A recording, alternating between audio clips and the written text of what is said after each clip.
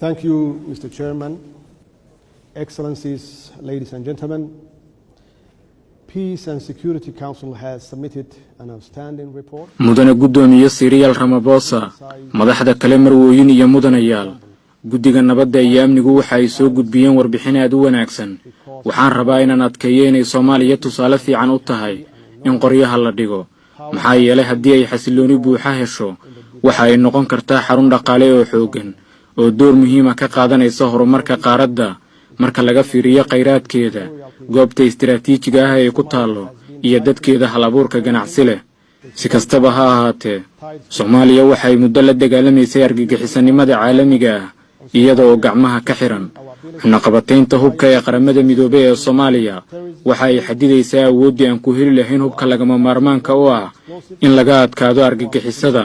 kuwaasi oo qaraxyo guryaha lagu sameeyay la beegsado muwaadiniinta aan waxba galabsan iyo ganacsiyada gaarka loo leeyahay iyadoo ay taasi qayb ka tahay qorshaha kala guurka ee amniga Soomaaliya waxa ka go'aanaysi buuxda mas'uuliyadda amnigeeda ugala wareegta AMISOM taasina waxay u baahan tahay ciidan qaran oo si fiican u qalabaysan si looga jawaabo halista imaan karta from AMISOM,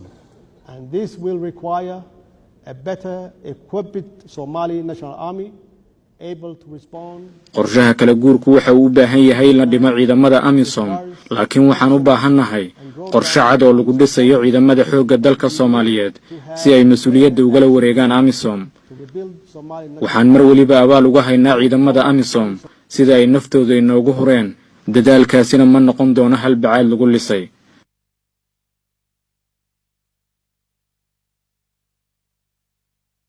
qoridhigistu waxa ay mudnaan muhiim ah u leedahay qaaradeena waa inaan sameynaa dadaal kasta si arrintan mudnaanta koowaad loo siiyo heer kasta oo la joogo Afrika waa ay qurxoon tahay waxayna leedahay kheyraad iyo fursad ugu weyn ee horumar marka la barbar dhigo qaaradaha kale dhammaantood sidaas oo ay tahay na gaari doono mana xaqiijin doono inaan si buuxda uga faa'iideysano fursadan Afrikaan ahaan